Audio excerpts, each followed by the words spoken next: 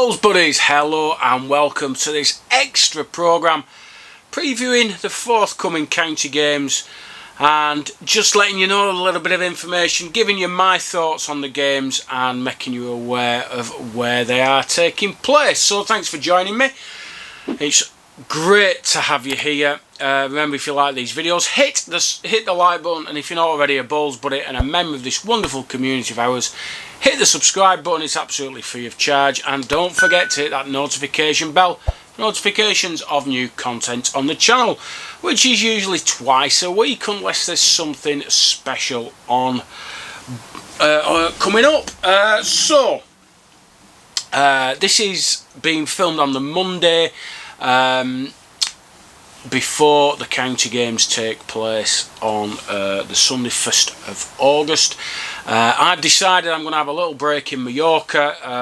I was going to go to one of these games, but I've decided that a week in the sunshine with my lady friend, drinking cold cocktails around the swimming pool in 36-degree heat is a little more appetising, to be honest, and that probably tells you everything you need to know about my current relationship with Crown Green Bowls.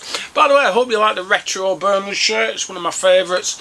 Yeah, I just because all my decent stuff's going to Mallorca, I had to just throw something on. So, not going to hang about. Let's dig straight in, and these are the quarter-finals of Inter-County Knockout, I think it's been called. Not an official county game. It is as far as everyone else is concerned, but not as far as British Crown Green are concerned, which is very interesting. So the first quarter-final is between the North Midlands and Cumbria, the two counties furthest apart. So there's a bit of travelling going on. North Midlands are playing at Dunlop number 1 in Coventry, and Cumbria are playing on Harcourt Park number 2 green up in Barrow in Furness, and that is a beautiful setup. Well, I've been to both of these clubs, and they're both really nice, proper Crown Green venues, if you will. To be honest, looking at the games, there's a few games stand out. Darren Plenderleith playing Zach Walker at Dunlop number 1, first game on. Mark Burdett and Mark Ashbourne, second game on. Paul Lamb, Graham Law, third game on. Cumbria's got quite a strong away side, but I can't see past North Midlands winning at home, and there's probably 40 or 50 chalks in that green, I would think. So Cumbria are going to have to work hard to better that at Harcourt. Lovely facilities, but not just sure the green is difficult enough. You can certainly pick it up in half an hour, in my opinion. It could go right to the wire. Again, at Cumbria they've got quite a young side out. Baz Lowden as ever at number 1 for Cumbria. He'll be wearing his lucky top that makes him, well, if it's hot, he'll be absolutely dying in it. Baz Lowden playing Ben Percival, first game on. That could be an absolute thriller. I can see Cumbria just winning at home, but maybe not by enough, so I'm going to go for a North Midlands overall win there. The next game is an absolute cracker, and this is the game I would have been going to watch. It's Greater Manchester versus Shropshire, and Greater Manchester are using Tongue Social Club in Middleton, and Shropshire are using a venue I've never been to, but I've heard it's a very difficult place to go.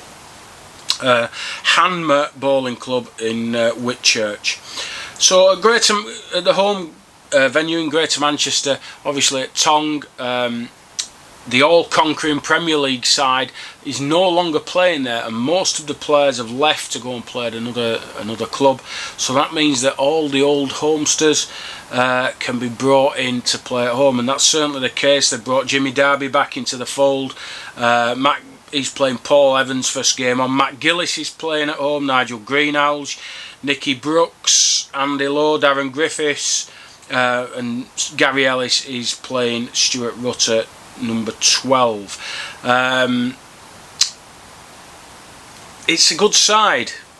Greater Manchester's got a good side out there, a mixture of of the experienced, and you've got some of the younger lads playing. Tom Eccles is playing, Ben Stapleton, and if the green's in running and it's in good nick, I can see them having a good win there, maybe by 30 chalks or so, 30 to 40 chalks.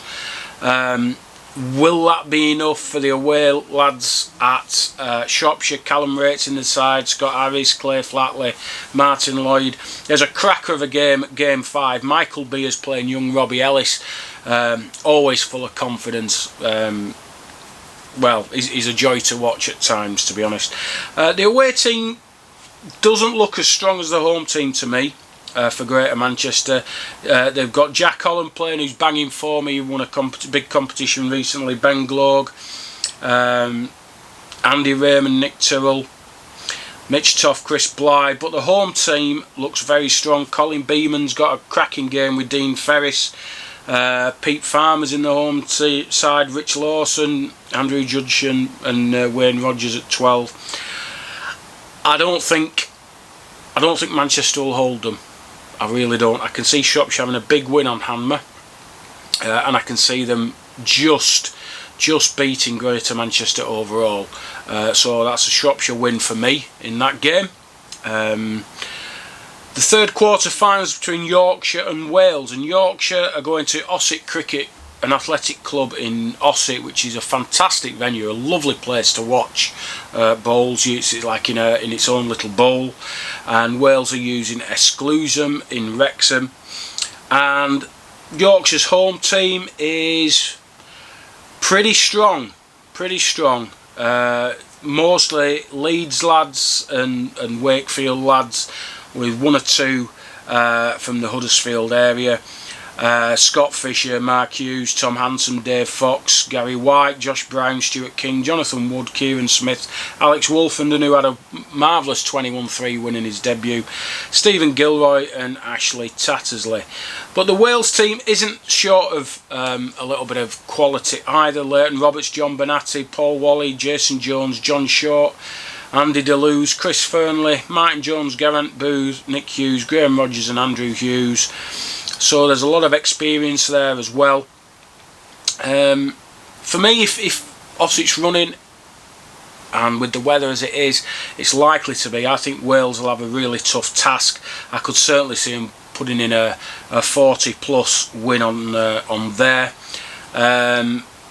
At Exclusion, I think I have played Exclusion, if it's where I'm thinking of, and that, again, it's a tough green. It's not obvious pace differences, and Wales, not a bad side at all, really. Not a bad side. One or two names I don't actually know, but that's probably because I haven't been down Wales in quite a few years now. Yorkshire look extremely strong. Wayne Mosley, Jack Dyson, Gary Siswick, Graham Wilson in the first 4. James Hanson, who is playing well, Craig Gant, Josh Mordew winning comps, Mark Regan, Ashley Dakin, bit disappointed he's lost his number 12 berth, talking to him, Ian Booth, Chris Mordew and James Davison.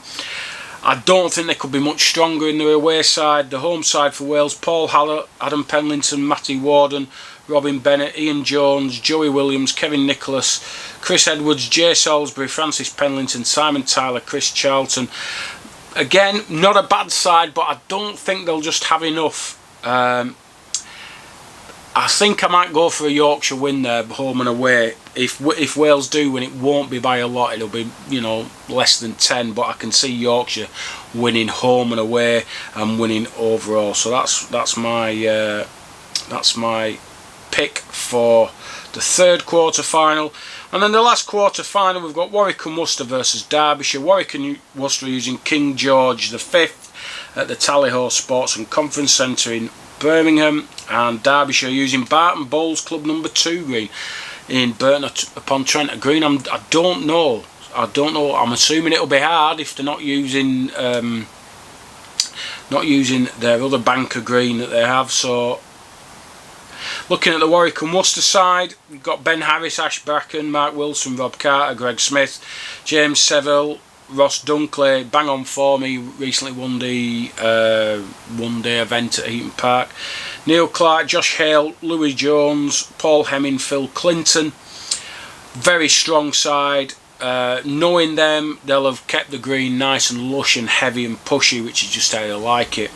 The Derbyshire team: Gareth Nash, Phil Clapham, Adam Hartley, Ben Ryder, Richard Gill, David May, Nigel Iliffe, Darren Shaw, Craig Shaw, Andy Milsom, Ian Brown and Paul Hawker. They will do well to keep them to a plus 50 win, in my opinion, on there. It's a very tough green. It's one of those, if you don't hit it, you're going to miss it badly. So I can see Derbyshire getting a little bit of a tanking on there. And between 50 and 60 wouldn't surprise me. At Derbyshire look pretty strong. The home teams: Connor Chamberlain, Matt Kelly-Wally, Darren Carter, Matt Milsom, Dan Petchy, Adam Stubbs, Jack Brooks, Neil Brown, Andy Fern, Dan Hartley, Ed Furnish and John Dewey.